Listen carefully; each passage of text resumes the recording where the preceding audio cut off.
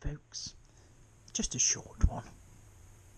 I noticed the other day, after laying Rosie up for 2 weeks, that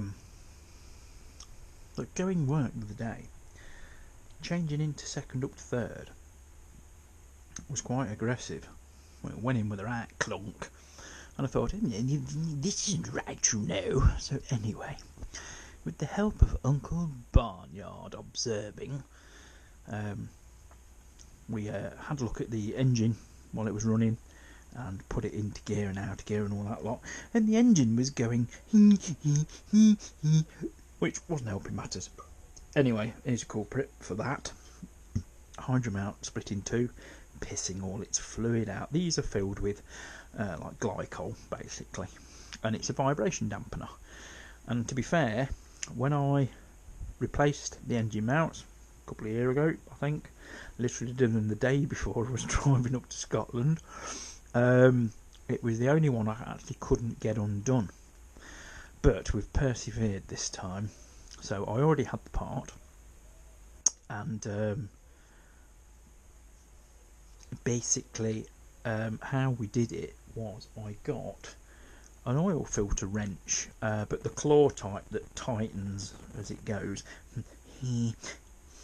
Now the diesel mount sits in a metal sort of cup, which makes getting anything round it quite awkward. I do believe the petrols don't have that cup, and I suppose because it's a weighty item, I suppose it's just another vibration dampening effect sort of thing. So anyway, I managed to squirt some lubrication down into the cup and what have you, and basically just wiggled it back and forth,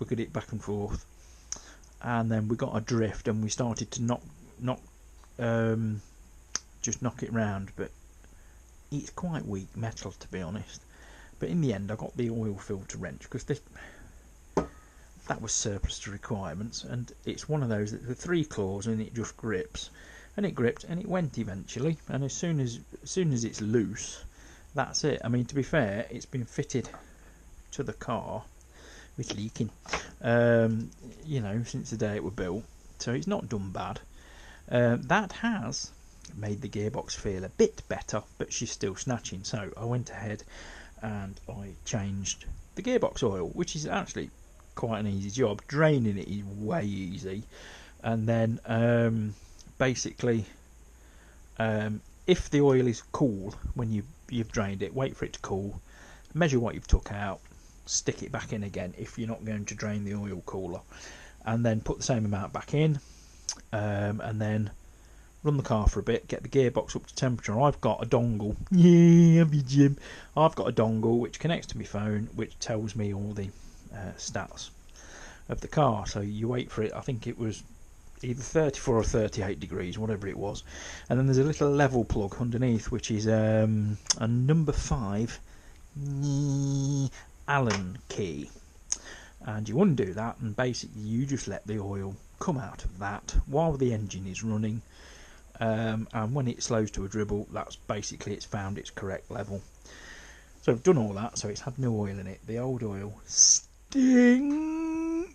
I mean, really stinks. I mean, it stinks really bad, worse than kebab farts.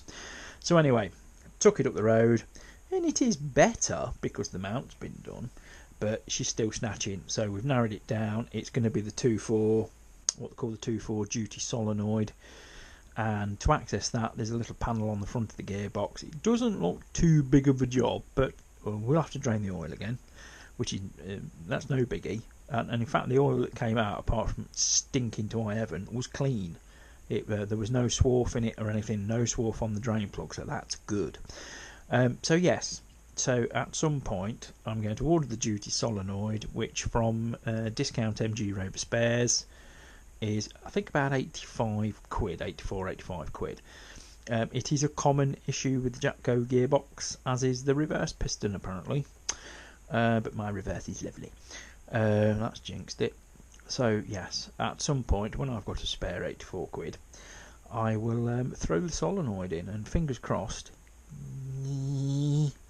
that'll cure it. But you know what it's like running a modern classic. You either have a few jobs all at once, or you know, it is what it is. But the hardest part was actually doing this. Little bugger.